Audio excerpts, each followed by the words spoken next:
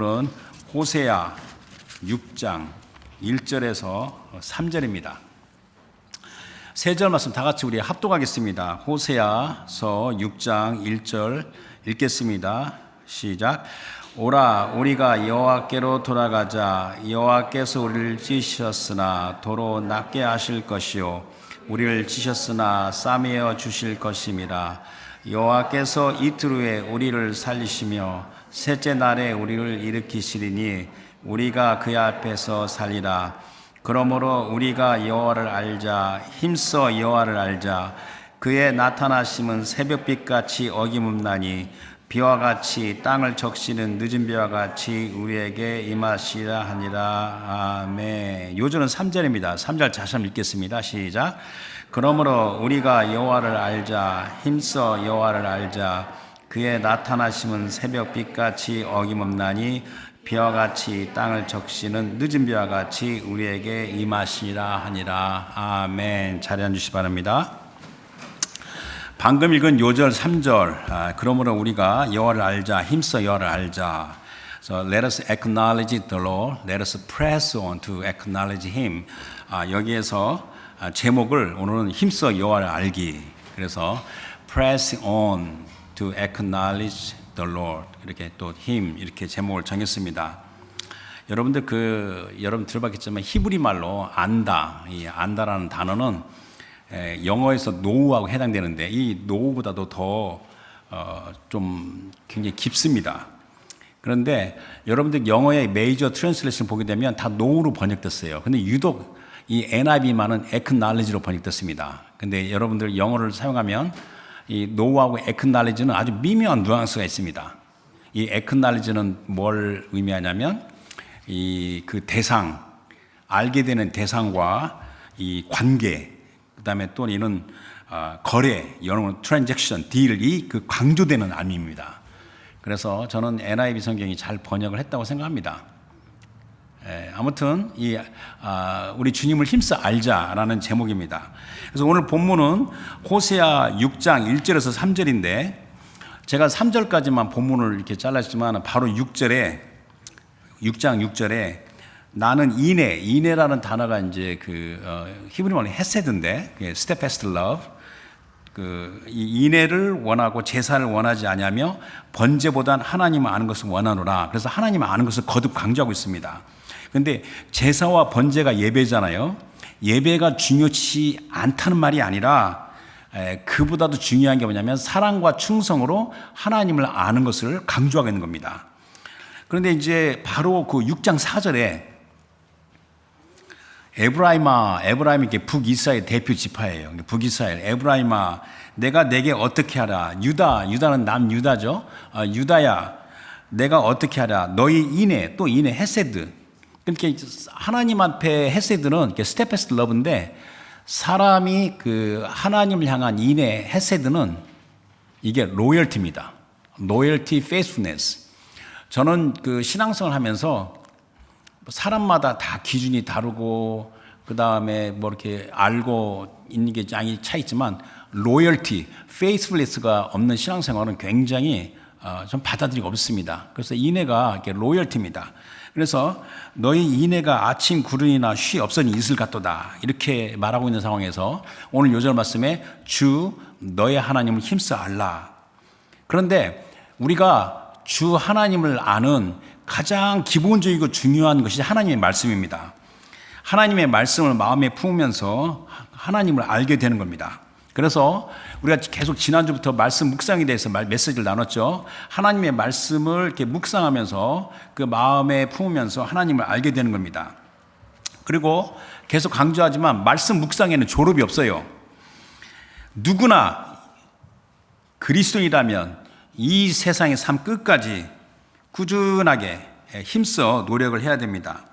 근데 이제 말씀을 묵상하게 되면 이 하나님을 아는 초월적인 은혜가 있어요. 이 초월적인 은혜라는 단어가 약간 좀 생소한데 이 초월적인 은혜라는 것은 뭘 의미하냐면 세상 풍파 가운데 일의 고대죠. 일의 고된과 이 분주함 가운데서도 마음의 시선이 주님께 늘 고정되며 주의 권능을 알고 체험하는 능력입니다. 그래서 아까 여기에서 이제 여호와를 알라에서 이제 NIV는 acknowledge로 번역됐는데 정확히 말하면 the capacity to acknowledge, 하나님 아는 능력입니다. capacity. 그래서 이게 하나님의 알수록 그 사람의 삶에 충실합니다. 여러분들이 신앙생활에 이렇게 충실하게 하게 되면 자기의 삶에 충실해요. 그리고 하나님의 은혜로 넉넉히 이겨 나아가는 겁니다. 그래서 이사야 40장 31절에 오직 여호와를 앙망하는 자는 새 힘을 얻으리니 독수리가 날개치며 올라감 같을 것이요 다른 박질 하여도 곤비하지 아니하겠고 걸어가도 피곤하지 아니하리라 그랬고, 이 찬송가 288장 오늘 이제 말씀 후에 이제 우리 부를 찬송가인데 그 찬송가 288장 예수를 나의 구주 삼고의 3절에 가사가 주 안에 기쁨 누림으로 마음의 풍랑이 잔잔하니 세상과 나는 간 곳 없고 구속한 주만 보이도다. 삶의 이 업앤다운 이런 요란스러운 삶 가운데 내 마음의 중심과 시선이 빼앗기지 않고 오직 구속한 주만 보인다는 겁니다. 이게 고백, 신실한 알곡 같은 성도들의 이 고백과 찬송의 삶이고 열매를 맺는 초월적인 은혜입니다. 그래서 첫 번째 보고 싶은 성경은 요한복음 15장 7절 8절에 예수님께서 너희가 내 안에 거하고 내 말이 너희 안에 거하면 무엇이든지 원하는 대로 구하라. 그리하면 이루리라. 너희가 열매를 많이 맺으면 내 아버지께서 영광을 받으실 것이요 너희는 내 제자가 되리라. 여러분들 아들 그리스도께서 아버지의 영광에 대한 열정이 얼마나 큰지는 우리가 다 알 수 있잖아요. 그것이 얼마나, 그러니까 우리가 그리스도 안에 거하고 주의 말씀이 우리 안에 거하는 것을 얼마나 주님께서 원하시는 건지. 성경은 제가 여러 번 강조하지만 논문이나 해설집이나 설명서가 아니에요. 성경은 선포된 말씀이 기록된 겁니다. 그래서 성경은 기록된 말씀, 그래서 영어로는 the scripture 이렇게 말합니다. 그런데 이제 성경 말씀 중에서 오늘 본문이 호세아인데, 호세아는 한게 오래전의 선지자예요. BC 8세기니까 지금부터 언제까지입니까? 아주 먼 옛날이잖아요. 그 선지자를 통하여 주신 말씀이 지금 우리에게 어떻게 적용되고 있는지를 잘 상고해야 됩니다. think over, 잘 상고해야 됩니다. 구약의 선지자들의 삶과 말씀은 인류의 시간들, 이 시대를 아우르며 적용됩니다. 그래서 이것을 보통 우리가 학술적 용어로 통시적이다 이야기합니다. 시대를 통과해서 다 적용된다. 그래서 선지서, 예언서들의 말씀에서 우리는 과거와 현재와 미래를 관통하는 큰 그림, 핵심된 그림을 이해하게 됩니다. 이것이 지혜와 명철입니다. 성경에는 12소 선지자서가 있어요. 그게 우리가 구약에 있죠. 거기에 첫 번째 제목이 호세아입니다. 근데 호세아는 선지자 이름이에요. 그 뜻은, 호세아의 뜻은 구원입니다. 그래서 구원하다, 히브리 동사에서 나오는 호세아, 그래서 이게 구원입니다. 근데 호세아는 북이스라엘의 선지자예요. 공교롭게도 북이스라엘의 제일 마지막 왕 이름이 호세아입니다. 북이스라엘이 멸망했는데 그때 왕 이름이 호세아, 구원이에요. 하나님의 심판으로 말미암아 북이스라엘의 열지파의 대표가 에브라임이라고만 얘기했죠. BC 722년에 아수르에서 멸망을 당합니다. 그리고 아수르 왕의 이주 정책으로 전 세계로 다 흩어져요. 아주 그냥 말살시키려고 한 거죠. 그리고 또 그나마 남아있는 사람을 이렇게 혼혈 정책, 다른 이방인과 결혼시켜서 이 피를 다 섞어버립니다. 거기 이제 대표적으로 사마리아인이 등장하는 거죠.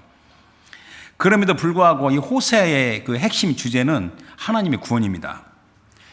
회복하기가 불가능해 보이는 상황에서도 전능하신 주 하나님께서 친히 구원을 이루신다는 말씀입니다. 아니, 어떻게 구체적으로 하나님께서 어떻게 말도 안 되고 회복하기가 불가능해 보이는 상황에서 구원을 베푸시는가?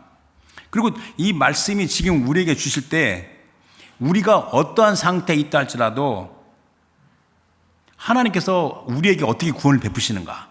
그러니까 오늘 제목이 뭐죠? 구원의 주, 내 하나님 힘써 알라, 이겁니다. 그러니까 내가 믿고 신뢰하는, 나에게 구원의 일을 베푸시는 어떠한 조건과 상황에서 나에게 구원을 베푸신 주 하나님은 어떠한 분이신가? 나는 나의 주 하나님을 알기를 원하는가? 더 힘써 알기 원하는가? 이것이 오늘 메시지의 이제 결론입니다. 저는 개인적으로 호세아 말씀을 이렇게 보면요, 두 가지 반응이 있는데, 첫 번째는 이스라엘의 그 참담한 실상, 우상 숭배하고 패역하고 부도덕한 그런 걸 실상을 보면서 착잡한 마음이에요. 그래서 영어로는 믹스드 필링입니다. 또한 우리가 사돈 낱말할 수가 없잖아요. 그러게 그 호세아의 그 모습이 우리 현대 우리들의 모습의 실태와 이렇게 교차돼서 나타납니다. 이게 첫 번째 반응이고, 두 번째는 이제 인간적인 생각인데, 주 하나님께서 그냥 싹 없애버리시면 그냥 되는데, 그러면 다음 세대도 문제가 없잖아요. 끝까지 구원을 베푸시려고 하는 우리 주님의 마음이 이상하게 여겨집니다. 이게 호세아 말씀을 대할 때 개인적인 리플렉션입니다. 그러나 끝까지 구원을 베푸시는 하나님을 보면서 마음의 소망이 일어나요. 어떠한 소망이 일어납니까? 하나님께서 나를 구원하신다, 이렇게 그런 소망이 일어납니다. 북이스라엘의 그 참담한 실상에 대해서 호세아에서는 음란, 음행, 행음, 간음, 교만, 두 마음이 혼합주의예요. 한 발은 하나님, 한 발은 세상, 이렇게 하는 겁니다. 혼합주의로 이렇게 묘사되고 있습니다. 당시 호세아 선지자가 이 호세아 말을 기록할 때 북이스라엘의 상황은 상당한 경제력과 군사력이 있었어요. 그러니까 잘 먹고 잘 살았어요, 그때는요. 그러나 주 하나님을 대하는 우상 숭배와 영적인 간음, 그 다음에 도덕적 부패가 백성의 삶에 만연됐어요. 그러니까 하나님에 대한 무지와 무감각으로 영적 혼돈과 황폐함이 있었고, 그런데 불구하고 위기의식이 없어요. 또 비교적 그렇게 종교적 행위가 화려하더라도 주 하나님을 알지 못하는 겁니다. 그래서 호세아 오늘 6장인데 4장 4절에 내 백성이 지식이 없으므로 망하는도다 했고, 4장 5절에는 그들이 번성할수록 더욱더 내게 범죄한다, 이렇게 했습니다. 그런데 이 북이스라엘의 실태가 현대 여러 부분과 여러 모양으로 투영되고 있음을 부인할 수가 없습니다. 여러분들 지금이 어떤 때입니까? 그 어느 때보다도 과학기술이 발달됐고 물질적인 풍요로움을 누립니다. 여러분들 인류가 살아가면서 이렇게 물질적인 풍요로움을 누리는 시대는 없어요. 그런데 유례없는 불신앙, 그리고 또 무신론, 옛날에는 무신론을 찾아보기 힘들어요. 근데 이제 무신론이 엄청 고개를 들고, 그 다음에 세속주의고 인본주의가 팽배합니다. 그러니까 영적인 관점에서 이 땅에 우리가 지금 잘 먹고 잘 사는 것 같은데, 이 땅에 그 저주가 이 족쇄처럼 이렇게 조여오는 겁니다. 그래서 예레미야 17장 5절 6절에 여호와께서 이와 같이 말씀하시니라, 무릇 사람을 믿으며 육신으로 그 힘을 삼고 마음이 여호와께서 떠난 그 사람은 저주를 받을 것이라. 그는 사막의 떨기나무 같아서 좋은 일이 오는 것을 보지 못하고 광야 건조한 곳, 건건한 땅, 사람이 살지 않는 땅에 살리라, 이렇게 말씀하고 있습니다. 이러한 마지막 때에 우리가 어떻게 생각하고 어떻게 살아야 됩니까? 아무리 세상 일이 바쁘고 분주하고 고되고 또 힘들더라도 또 이게 살다 보면 현대 이 두려움과 염려와 의심이 얼마나 팽배하는지, 그래서 보험을 들지 않고서는 폐가 망신할 정도로 이 인슈런스, 이 비즈니스가 굉장히 마켓이 커요. 이런 세대에 우리가 정신을 차리고 잠잠히 구원의 은혜에 집중해야 됩니다. 자, 우리가 주의 말씀을 가지고 힘써 주 하나님을 알아야 됩니다. 그래서 본문을 보기 전에 호세아서가 14장으로 이루어져 있는데 제일 마지막 장 14장 1절과 2절 그리고 9절 말씀 보도록 하겠습니다. 호세아서 14장 1절에 이스라엘아 내 하나님 여호와께로 돌아오라. 이 돌아오라는 것은 이제 회개하라는 뜻입니다. 네가 불의함으로 말미암아 엎드러졌느니라. 저 2절에 너는 말씀을 가지고, 그러니까 여호와를 힘써 알라는 것은 가장 기본적인 말씀이라고 그랬잖아요. 너는 말씀을 가지고 여호와께로 돌아와서 아뢰기를 모든 불의를 제거하시고 선한 발을 받으소서. 우리가 수송아지를 대신하여 입술의 열매를 주께 드리니다. 그러면서 이 호세아서 14장 9절은 제일 마지막 장 마지막 절이죠. 누가 지혜가 있어 이런 일을 깨달으며 누가 총명이 있어 이런 일을 알겠느냐. 여호와 돈은 말씀이에요. 하나님의 말씀입니다. 여호와의 돈은 정직하니 의인은 그 길로 다니거니와 그러나 죄인은 그 길에 걸려 넘어지리라 그랬습니다. 그래서 오늘 본문 1절부터 보도록 하겠습니다. 호세아서 6장 1절. 오라 우리가 여호와께로 돌아가자. 여호와께서 우리를 찢으셨으나 도로 낫게 하실 것이요 우리를 치셨으나 싸매어 주실 것입니다. 자, 오라 come. 제가 아까 호세아의 선지자 말씀이 통치적이라고 그랬잖아요. 그러니까 통치적인 명령입니다. 그때나 지금이나 주님께서 우리 하신 말씀이 come, 오라 이렇게 명령하신 겁니다. 그리고 이제 우리가 여호와께로 돌아가자 해서 이게 주어가 우리니까 1인칭 복수잖아요. 근데 바로 호세아서 5장에는 1인칭 단수로 주님께서 내가 말하다가 6장부터 1인칭 복수 우리라고 이야기한 겁니다. 그러니까 마치 선지자를 포함한 것처럼 된 거잖아요. 그러나 엄밀히 말하면 선지자를 통하여 우리 주님께서 우리라고 말씀하시는 겁니다. 그러니까 우리 주님께서 함께하는 권면입니다. 그래서 돌아가자. 이 돌아가자가 영어 return인데 이제 그 히브리 말로는 슈브라는 단어가 히브리 말로는 회개라는 단어가 없어요. 슈브라는 단어밖에 없어요. 돌아가라, 슈브. 마음과 생각의 변화를 받아 방향을 바꾸어 나가는 겁니다. 그러나 아까도 말했지만 이 호세아서를 보게 되면 당시 그 이스라엘 백성의 실태는 어디서부터 손을 쓸 수 없을 정도로 참담했어요.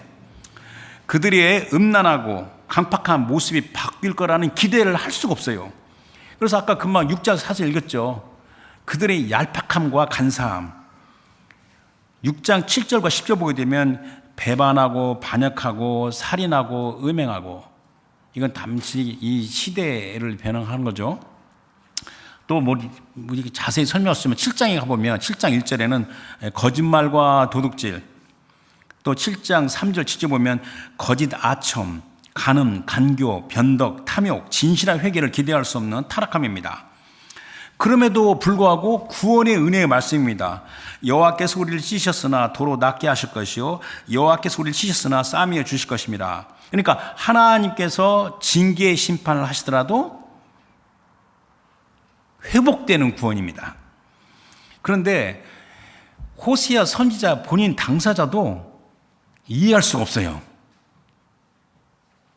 호세아 선지자도 여호와 하나님의 말씀에 따라 당혹스러운 결혼을 합니다. 아니 그 선지자가 결혼을 하면 정결하고 아름다운 처녀하고 결혼해야 되는데 음란한 여인하고 결혼해서 자식을 낳습니다. 잘 알고 있는 거죠. 그래서 호세아서 1장 2절에 주님께서 선지자에게 하신 말씀이 너는 가서 음란한 여자를 맞이하여 음란한 자식을 낳아라. 그러니까 선지자가 보더라도 당혹스러운 결혼을 하는 거죠. 또 그 당시에 귀가 막히고 눈이 막힌 이스라엘 백성이 봐도 선지자가 하는 행동을 보면 이상해요. 또 선지자가 계속 하나님의 구원을 말해도 뭐 하나님의 구원이 그거 뭐 실제로 느껴지겠어? 그렇게 이상하게 생각할 수 있습니다. 한마디로 말해서 우리가 호세아서를 보면 하나님의 짝사랑이에요. 그 백성은 엉뚱한 짓만 하는데 하나님 그래도 짝사랑하는 겁니다. 그래서 하나님의 사랑이 바보처럼 보여요. 어리석게 느껴집니다. 근데 하나님의 그 짝사랑, 어리석게 보이고 바보처럼 사랑이 무엇인지를 구체적으로 2절에 또 말하고 있습니다. 2절 보겠습니다. 여호와께서 이틀 후에 우리를 살리시며 셋째 날에 우리를 일으키시리니 우리가 그의 앞에서 살리라. 이건 안 봐도 성경을 연구한 사람은 명백히 압니다. 이 말씀은 명백히 하나님의 언약인 메시아 그리스도의 말씀입니다. 앞서 호세아 3장 1절과 2절 5절 말씀 읽으면 여호와께서 이스라엘 자손이 다른 신을 섬기고 건포도 과자를 즐기래. 건포도 과자는 뭐냐, 우상하게 보낸 가족이 즐거워하는 게 건포도입니다. 건포도를 즐길지라도 여호와가 그들을 사랑하나니 너는 또 가서 타인의 사랑을 받아 음녀가 된 그 여자를 사랑하라 하시기로 내가 이 선지자가 나라고 했지만 이건 주님을 가리키는 거죠. 은 15개와 보리 한 호멜 반, 이게 성경적인 표현이에요. 보리 한 호멜 반은 시가가 은 15개예요. 그러니까 15개 말한 겁니다. 그냥 은 30개죠. 은 30개로 나를 위하여, 그러니까 주님을 위하여. 그가 뭐죠? 그 음란한 아내죠. 주의 백성을 가리키는 거죠. 사고. 그러니까 남편을 떠나서 타인의 사랑을 쫓아간 그 아내, 그 고멜이 결국 노예로 전락했어요. 그 노예를 살려면 대가를 지불해야 되잖아요. 은 30을 주고 사랑합니다. 그래서 5절에 그 후에 이스라엘 자손이 돌아와서 그들의 하나님 여호와와 그들의 왕 다윗을 찾고 마지막 날에는 여호와를 경외함으로 여호와와 그의 은총을 나아가리라. 하나님의 그 구원하시는 사랑에 대해서 선지자를 통해서 예언한 겁니다. 그런데 이게 말씀이 많은데 한 가지만 더 보면 마태복음 26장 14절 15절에 그때 12 중 하나인 가롯 유다라 하는 자가 대제사장들에게 가서 말하되 내가 예수를 너에게 넘겨주리니 얼마나 주려느냐 하니 그들이 은 30을 달아주고, 은 30은 그 대가죠. 은 30 주님의 대가. 그러니까 그 본체가 하나님의 아들을 은 30으로 팔았죠. 그 대가입니다. 그래서 또 2절에 셋째 날에 우리를 일으키시리니 이것은 그리스도 십자가의 고난에 대한 아주 구체적인 예언이에요. 그 본체가 하나님이신 하나님의 아들 그리스도 십자가에서 죽으심과 사흘 만에 셋째 날에 사심을 가리키는 겁니다. 그래서 우리가 그의 앞에 살리라. 그 말은 뭐냐면 우리가 그리스도와 함께 죽고 그리스도와 함께 다시 사는 은혜, 즉 그리스도 안에서 하나님과 화목되어 있는 생명 상태를 가리키는 겁니다. 그에 우리가 그 앞에 살리라. 그래서 우리 신약성경 말씀 두 군데 보고 3절로 넘어가겠습니다. 누가복음 24장 7절에 예수님께서 이제 말씀하시는 건데 이르시기를 인자가 죄인의 손에 넘겨져 십자가에 못 박히고 제3일에 셋째 날에 다시 살아나야 하리라 하셨느니라. 그러니까 구약에 있는 말씀을 말하는 거죠. 그러면서 고린도전서 15장 3절 4절은 복음의 엑기스인데 사도 바울이 말하기를 내가 받은 것을 너에게 먼저 전하였나니 이는 성경대로, 이 성경이 구약 성경이에요. 그 당시에는 신약 성경이 없었죠. 성경대로 그리스도께서 우리 죄를 위하여 죽으시고 장사 지낸 바 되셨다가 성경대로 사흘 만에 다시 살아나사. 자, 이제 요절 3절 말씀 보도록 하겠습니다. 3절. 그러므로 우리가 여호와를 알자, 힘써 여호와를 알자. 그의 나타나심은 새벽빛같이 어김없나니 비와 같이 땅을 적시는 늦은 비와 같이. 앞에 있는 비는 이른 비죠. 뒤에 있는 비가 늦은 비면 늦은 비와 같이 우리에게 임하시라 하니라. 자, 그러므로 그랬어요. 그러므로 뭐냐면 그 앞에 그 메시아 그리스도의 그 구속의 은혜를 강조하면서 우리가 어떻게 행해야 될지를 지금 말씀하시는 겁니다. 어떻게 해야 되죠? 우리가 여호와를 알자, 힘써 여호와를 알자. 그런데 대적 사탄 마귀와 귀신들도 우리 주 하나님을 너무 잘 알고 있어요. 근데 우리가 힘써 알아봤자 걔네들보다 더 많이 알 수 있어요? 우리는 눈에 보이지 않는 세계는 잘 못 보는데 걔네들은 많이 보잖아요. 아니, 대적 원수 마귀들도 저기 여호와를 알고 있는데 우리가 여호와를 안다는 게 무엇인가 하면 그게 지식에만 그치지 않고 우리는 사랑과 연합을 하는 겁니다. 아까도 말했지만 그 히브리 동사의 안다의 이 동사는 특히 남녀 관계를 가리킬 때는 성적인 결합을 가리킬 때 이 단어를 쓰는 겁니다. 그러니까 이 세상적인 기준에서 보게 되면 여호와를 힘써 알라 그러면 이것이 그 하나님의 사랑인데 하나님의 사랑을 우리가 결코 이해되지 않아요. 한마디로 말하면 여러분들 마음에 하나님에 대한 사랑과 존경이 없이는 그 하나님의 사랑을 알기 어렵습니다. 아주 귀에 못이 박게 많이 들어도 그 사랑을 알 수가 없어요. 우리가 알게 모르게 특히 이제 여기 다 학교를 오래 다녔잖아요. 다들 세상적으로 교육을 받아요. 그럼 세상적으로 세뇌가 되는 거예요. 자기도 모르게 브레인워시가 되고 마음이 그 세상적으로 단련된 그런 생각에서는 이 하나님의 마음을 제대로 알기가 어려워요. 그래서 요한 1서 3장 1절에 보라 아버지께서 어떠한 사랑을 우리에게 베푸사 하나님의 자녀라 일컬음을 받게 하셨는가 우리가 그러하도다. 그러므로 세상이 우리를 알지 못하는 거, 그러니까 우리가 하나님의 사랑을 받은 것을 알지 못하는 것은 세상이 하나님을 알지 못하기 때문에 그렇다고 이렇게 말합니다. 근데 그러한 사랑, 호세아서에 보는 하나님의 사랑은 아까 같이 바보처럼 여겨져요. 어리석게 여겨집니다. 그런데 사도 바울은요, 놀랍게도 이것을 하나님의 어리석음과 약하심으로 역설적으로 표현했어요. 그래서 오늘 가장 중요한 그 성경 인용이 고린도전서 1장 25절이에요. 한번 보시기 바랍니다. 고린도전서 1장 25절에 하나님의 어리석음이 사람보다 지혜롭고 하나님의 약하심이 사랑보다 강하니라. 아니 세상에나 사도 바울은 하나님의 어리석음이라고 이야기했어요. 그 다음에 하나님의 약하심이라고 이야기했어요. 사람의 지혜보다 더 지혜롭고 사람의 능력보다 더 강한 우리 주 하나님의 이상하고 신비로운 사랑입니다.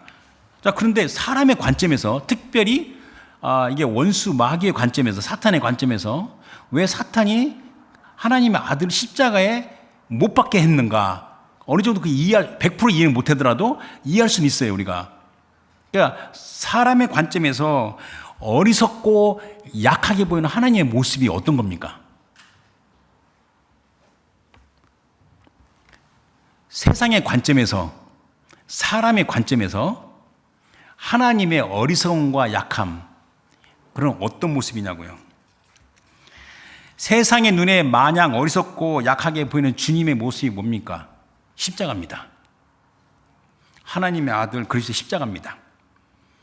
세상 죄를 짊어지신 하나님의 어린 양으로서 십자가에 매달리신 그리스도의 모습이 세상의 눈에는 어리석고 약한 겁니다. 그러나 우리 주 하나님은 십자가의 그 사랑의 은혜로 말미암아 세상의 지혜와 능력을 물리치고 승리하셨어요. 이거 말하려면 끝이 없죠. 인용하려면. 그래서 사도 바울이 명백히 단호히 말하고 있습니다. 그래서 고린도전서 1장 18절 19절에 십자가의 도가 멸망하는 자들에게는 미련한 것이요. 그러니까 세상에 보면 미련하게 보이죠. 구원을 받는 우리에게는 하나님의 능력이라. 기록된 바 이사야 19장 14절 말씀인데 내가 지혜 있는 자들의 지혜를 멸하고 총명한 자들의 총명을 폐하리라 하였으니, 그러면서 바로 또 고린도전서 2장 2절에 계속 반복합니다. 내가 너희 중에서 예수 그리스도와 그가 십자가에 못 박히신 것 외에는 아무것도 알지 아니하기로 작정하였습니다. 그랬습니다. 사도 바울은 역설적으로 하나님의 그 어리석음과 약하심을 말할 때 그 십자가를 표현한 겁니다. 그리고 우리 주 하나님께서는 우리 모두에게, 그리스도 안에 있는 하나님의 모든 성도들에게 그 어리석음과 약함을 배우고 터득하기를 원하십니다. 누가복음 9장 23절에 예수님께서 또 물에게 이르시되 아무든지 나를 따라오려거든 첫째 자기를 부인해라. 두 번째 날마다 데일리, 어저께 하는 게 아니라 오늘도 날마다 제 십자가를 지고 나를 따를 것이니라. 여기에서 우리가 자기 자신을 부인하고 날마다 십자가를 짊어지는 거에 성도의 행위 중에서 가장 첫 번째 단계, 기본 단계가 말씀 묵상입니다. 말씀 묵상의 핵심입니다. 말씀 묵상은 철저하게 그리스도 중심이에요. 크라이스트 센터드. 요거 나중에 제가 이제 우리 수련회 할 때나 이제 그리스도 센터드의 묵상을 한번 지금 말하고 싶은데, 그러니까 말씀 묵상의 핵심은 그리스도와 그리스도의 십자가를 품는 겁니다. 이에 대한 열매가 바로 우리 안에 나타나는 그리스도의 형상이에요. 근데 여러분들 이제 제가 이제 간단하게 하고 싶은데, 그리스도와 그리스도 십자가를 마음에 품고 그리스도의 형상을 나아가는 여러 모습이 있는데 그 중에 대표적인 게 뭐냐면 애통하는 마음입니다. mourning heart. 그리고 온유한 마음입니다. meek heart. 그래서 저는 개인적으로 제가 나이가 이제 먹어가면서 아직도 정말 부족한 게 많지만 제 짧은 인생 가운데 내가 하나님을 믿으면서 살아가면서 그 사람이 어떠한 사람이라 할지라도 뭐 유명한 사역자라도 어쩌면 작은 그리스도라도 그 사람 삶 가운데 애통함과 온유함이 없으면 어떻게 그리스도 삶이라고 설명할 수 있을까? 그런 의문을 갖습니다. 여러분들이 이 마지막 때 여러 가지 막 인터넷이나 무슨 뭐 그 미디어를 통해서 많은 정보를 얻잖아요. 그러면 그 사람이 크리스찬이라면, 크리스찬 사역자라면, 그 사람이 뭐 어떻게 뭐 굉장히 화려한 경력이라면 다 좋습니다.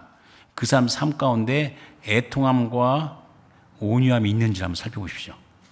저는 그게 제 개인적인 기준입니다.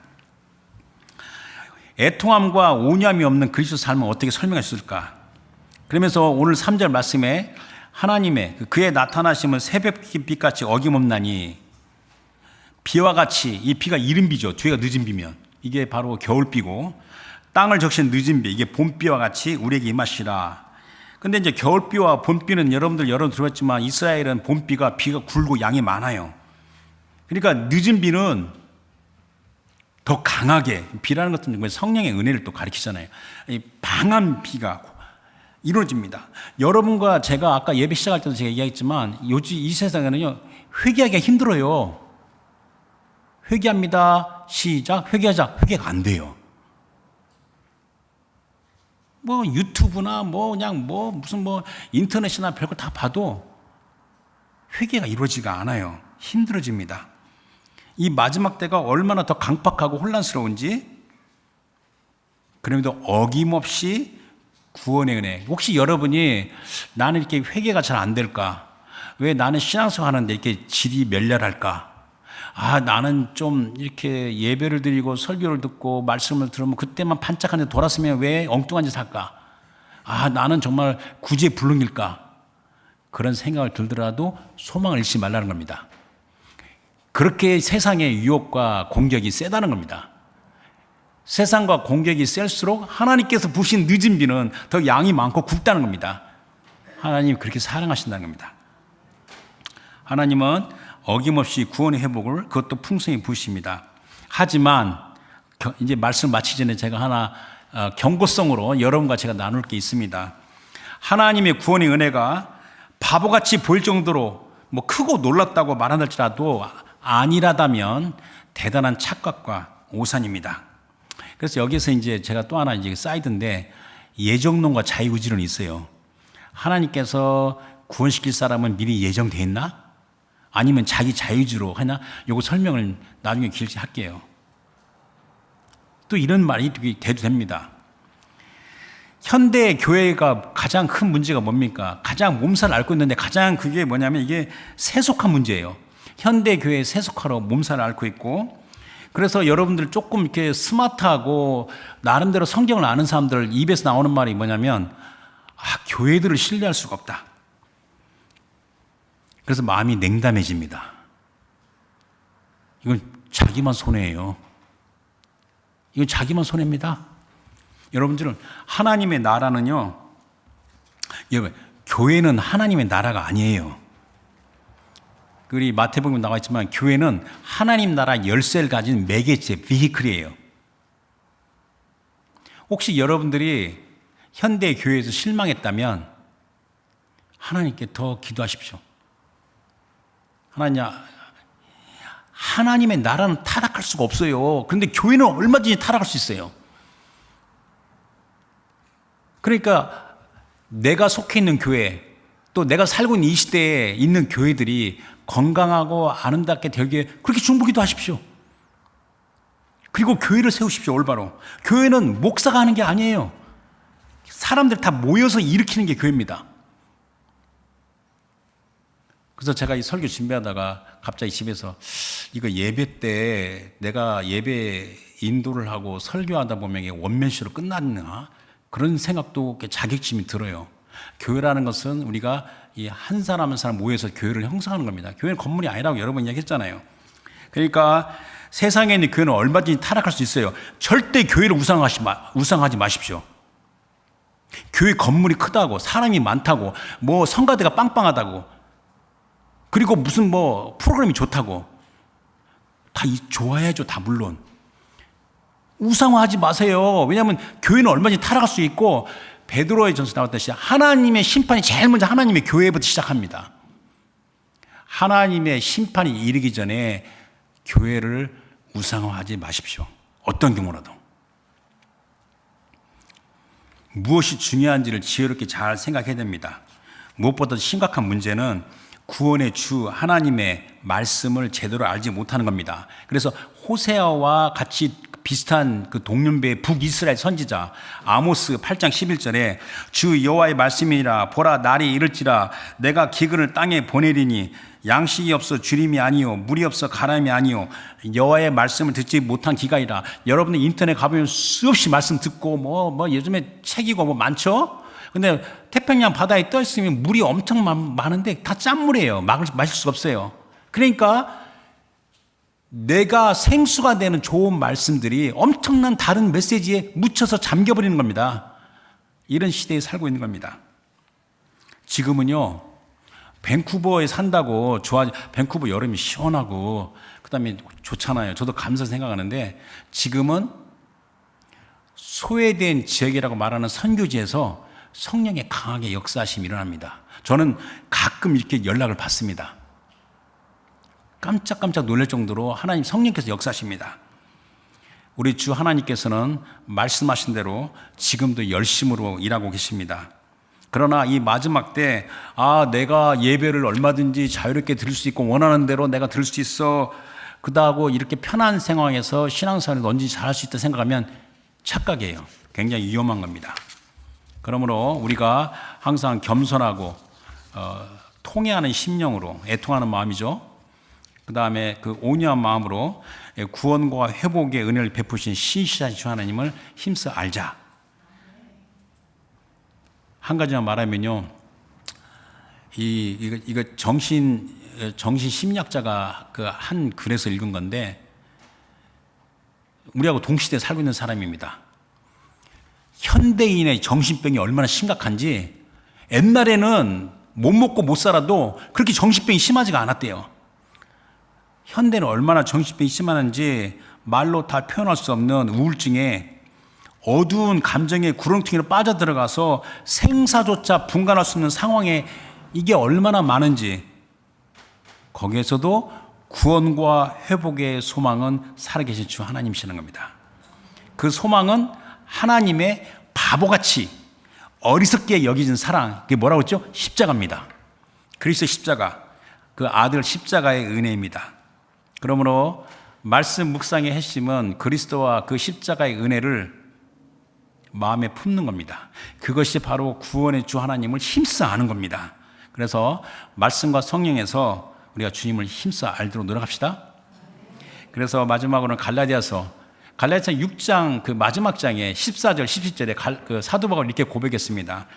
그러나 내게는 우리 주 예수 그리스도의 십자가 외에 결코 자랑할 것이 없으니 그리스도로 말미암아 세상에 나를 대하여 십자가에 못 박히고 내가 또한 세상에 대해 그러하니라. 할례나 무할례가 아무것도 아니다. 오직 그리스도 안에서 새로 지으심을 받은 것이 중요하니라. 무릇 이 규례를 행하는 자에게와 하나님의 이스라엘에게, 하나님의 이스라엘은 단어가 굉장히 중요합니다. 이스라엘 말하지 않았어요. 하나님의 이스라엘에게 평강과 긍휼이 있을지어다. 그럼 17절에 사도 바울이 갈라지 이렇게 마무리합니다. 이후에는 눈이 나를 괴롭게 하지 말라. 내가 내 몸에 예수의 흔적을 지니고 있니라. 이렇게 말씀했습니다. 그래서 여호와를 힘써 알자. 이 시대에 우리 주 하나님을 힘써 아는 것이 무엇인지, 그게 바로 뭐죠? 하나님의 바보같이 어리석게 여기시는 사랑. 그 본체가 하나이시면 하나님의 아들이 십자가에 매달리는 모습이 그게 얼마나 바보 같고 어리석게 보여요. 하나님은 전능하신 하나님인데 그냥 원하신 대로 다 그냥 끝내버리시면 되잖아요. 예를 들면 그 하나님의 사랑 우리에게 있다는 것은 우리가 소망이 있는 거죠. 그죠? 아무리 내가 어떤 조건과 상황이 있다 할지라도, 내 과거에 어떤 실수를 많이 했더라도, 내가 지금 형편이 정말 회복하기 어려웠다 할지라도 용기를 잃어버리면 안 됩니다. 그리스도의 십자가, 그리스도를 품는 은혜가 풍성하게 주시며 축원합니다.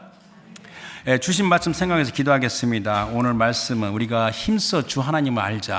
하나님 아버지, 주의 말씀을 묵상하고 마음에 품으면서 온전하고 온전한 그리스도 십자가 은혜가 제 심령에 옳게 세워지도록, 그래야 제 삶과 제 가족과 제 공동체가 올바로 세워지는 은혜가 펼쳐나갈 수 있게 해달라고 다 같이 기도하겠습니다.